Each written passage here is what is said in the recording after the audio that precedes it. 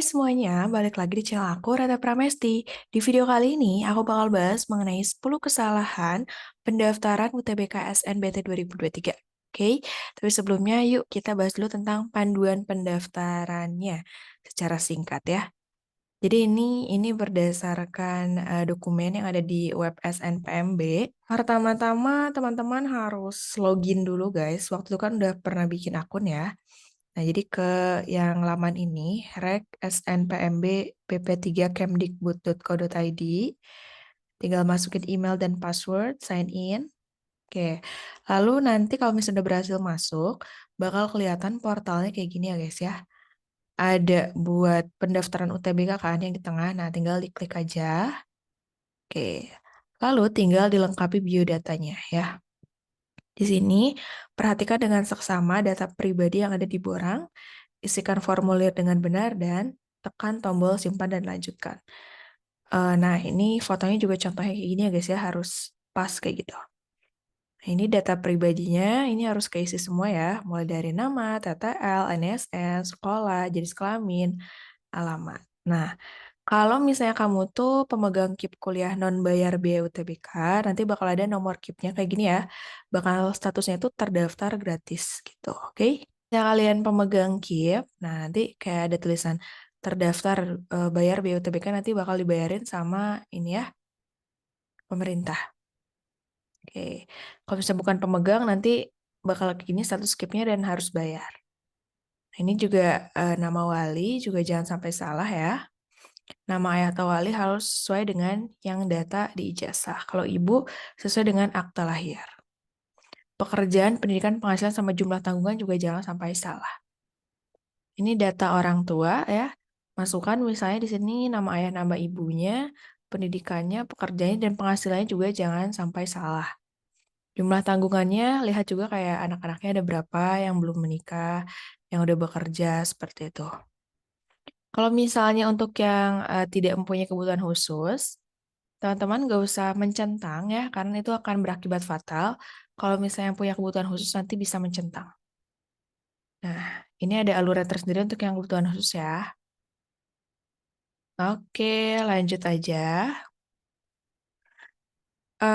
Lalu di sini untuk konfirmasi akhir pengisian biodata, nanti ini harus betul gitu ya, jangan sampai ada yang salah.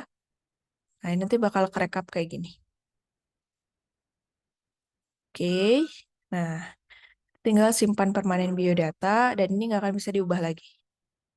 Oke, itu terkait biodata. Sekarang lanjut ke pemilihan program studi. Nah, dalam memilih program studi, paling banyak 2 PTN dan paling banyak 2 program studi. Ya, dan pastikan pemeriksaan persyaratan program studi. Nanti tinggal pilih simpan aja. Contoh ini tinggal pilih aja PTN sama si jurusannya. Nah, ini kalau misalnya membutuhkan portofolio, nanti harus dimasukin ya untuk jurusan seni dan olahraga. Oke, nanti tinggal simpan dan lanjutkan ini ketika mengunggah portofolio. Nah, ini yang penting banget, ini adalah eh, untuk memilih pusat UTBK, guys. Ya, ini yang portofolio ya. Pusat UTBK itu tuh, teman-teman pilih sesuai jarak yang dekat dengan rumah aja. Jadi bukan berarti kayak misalnya kalian tuh dari Jawa, terus kalian pengen ke ITB, pusat UTBK-nya ITB ya. Jangan ya, terlalu jauh. Nah, gitu. Nanti kayak gini ya, bakal kesimpan PTN dan pilihannya. Nah, ini untuk memilih pusat UTBK, nanti tinggal diklik aja guys, mau di mana gitu ya. Nah, nanti kayak bakal keplot sendiri. Nah, udah. Nanti pusat UTBK misalnya di ini sesuai dengan sekolah dan tempatnya. Nah, pusat UTBK-nya di ITS misalnya. Udah deh, tinggal simpan permanen ya. Kalau misalnya simpan permanen, nggak akan bisa diubah lagi.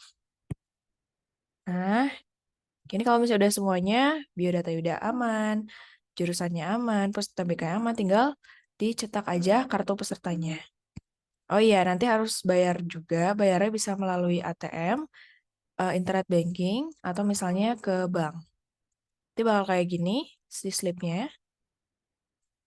Nah, kalau misalnya udah dibayar, nanti bisa diunduh aja kartu pesertanya seperti ini. Oke, gampang ya. Pastikan jangan sampai ada kesalahan sekecil apapun. sekarang kita lanjut aja untuk bahas 10 kesalahan pendaftaran UTBK 2023. Dan ini adalah yang bikin gagal lolos ya. Anyway, sekarang tuh udah H-45 guys, jadi harus udah dipersiapkan banget karena kemarin pendaftarannya udah mulai dari kemarin ya, sampai di pertengahan April. Oke, jadi yang pertama adalah terburu-buru melakukan pendaftaran UTBK SNBT 2023. Tenang aja guys, slow down ya. Pendaftarannya itu di tanggal 23 Maret sampai 14 April, jadi masih lama banget. Kalau misalnya sekarang kan masih hari kedua pendaftaran ya, mungkin servernya masih banyak yang pakai, jadi susah masuknya, jadi tenang aja. Yang penting kalian kayak bisa memastikan dulu pilihan kalian mau kemana, jangan terburu-buru gitu ya. Apalagi langsung simpan permanen dan unduh kartu peserta ya, kalau misalnya belum yakin banget bisa, masih ada waktu. Dan juga untuk pelaksanaan UTBK-nya di 8-14 Mei, gelombang 2-nya 22-28 Mei ya, jadi masih di rentang puasa. Pengumumannya 20 Juni dan masa unduh sertifikatnya 26 Juni sampai 31 Juli. Ini kalau kalau misalnya mau yang lolos atau enggak, bakal dapat sertifikat. Yang kedua, salah memilih jadwal pelaksanaan UTBK. Jadi di sini tuh ada sesi pagi dan siang. Nanti teman-teman tuh kayak bakal keplot gitu ya. Hati-hati aja ketika misalnya dapat jadwal pagi, jangan sampai terlambat. Jadwal siang juga begitu ya. Apalagi kalau misalnya lagi puasa tuh suka mungkin nggak sadar gitu ya, ini udah jam berapa gitu. Jadi makanya jangan sampai jadwalnya itu salah dipilihnya ya. Dan karena TPS doang, persiapkan juga sebaik mungkin gitu untuk melaksanakan ujiannya. Tiga, salah memilih pusat UTBK. Jadi dalam memilih pusat UTBK, teman-teman pastikanlah yang sesuai dengan domisili ya. Jangan sampai yang tadi aku bilang di awal ketika memilih pusat UTBK, ketika misalnya kalian beda provinsi, terus kalian milih ke provinsi PTN-nya, dan itu kan jauh ya. Nah, itu kayak bakal menguras energi, waktu gitu ya. Usahain kayak yang di domisili aja. Nanti bisa dicek ya daftar pusat UTBK-nya di laman tadi pendaftaran atau di web SNPMB. Yang keempat, asal milih prodi dan PTN. Nah, karena kita diberi kebebasan memilih 2 PTN dan 2 jurusan, kuncinya adalah sesuaikan dengan kemampuan, keinginan, dan juga gambaran karir serta minat ke depannya pengen jadi apa gitu ya. Dan juga cek passing grade dan ketatan guys. Jadi kalau misalnya kalian yakin nih bisa ke UI karena hasil TO-nya bagus terus ya gas aja. Tapi kalau misalnya masih kecil terus, ya itu mencoba peruntungan paling ya.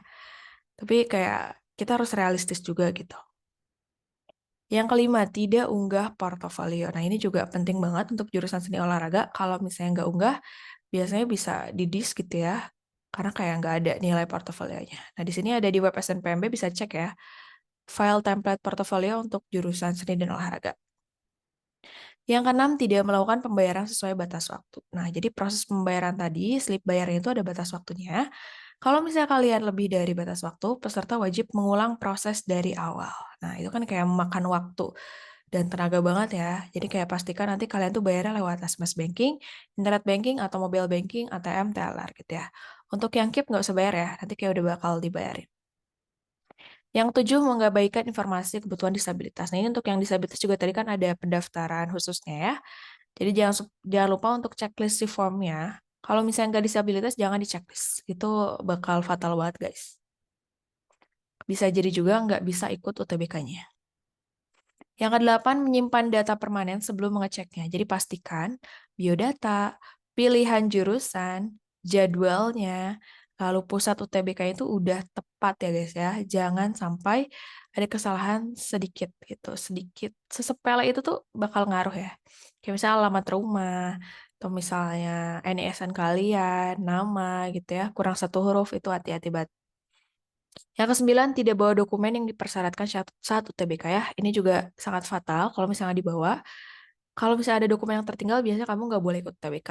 Jadi nanti harus bawa kartu peserta UTBK yang dicetak di ukuran kertas HVS A4 atau Vario. Identitas dirinya bisa KTP, SIM, kartu pelajar. Kalau misalnya nggak punya KTP dan SIM. Dan fotokopi ijazah yang sudah dilegalisir atau ijazah asli. Tapi hati-hati ya saat bawanya. Dan yang terakhir adalah berpakaian asal-asalan saat UTBK. Jadi walaupun memang UTBK tuh kayak lewat komputer, tapi ya untuk berpakaiannya itu nggak boleh asal-asalan ya. Gunakan baju yang rapih, bukan kaos dan sepatu tertutup. Nah ini contohnya yang dikasih tahu sama pusat UTBK ITB, misalnya yang buat cowok nih. Nah di sini kayak nggak mengenakan penutup kepala, rambutnya tuh rapih. Kalau sekarang udah nggak pakai masker, kayaknya nggak apa-apa ya. Lalu kenakan kemeja atau pakaian berkerah. Tidak diperkenankan menggunakan celana berbancis dan jeans dan gunakan sepatu yang tertutup dan nyaman. Kalau yang cewek ini sebenarnya boleh juga sih pakai celana ya, tapi usahain pakai rok aja gitu. Kalau misalnya pakai hijab juga pakai hijab yang nyaman. Lalu bisa kenakan kemeja atau pakaian berkerah. Pokoknya jangan kaos. Nah, ya tapi celana itu nggak boleh jeans gitu ya. Mungkin celana kain. Kalau bisa misalnya juga rok tapi nggak ketat. Dan gunakan sepatu tertutup yang nyaman. Oke, udah aja untuk pembahasan 10 kesalahan UTBK yang bikin gagal. Semoga kamu bisa menghindarinya dan bisa lolos UTBK di tahun 2023. Good luck ya. Success for your dream university. Thank you. Kalau misalnya kamu ada saran konten lain, boleh banget kirim di kolom komentar. Thank you and bye.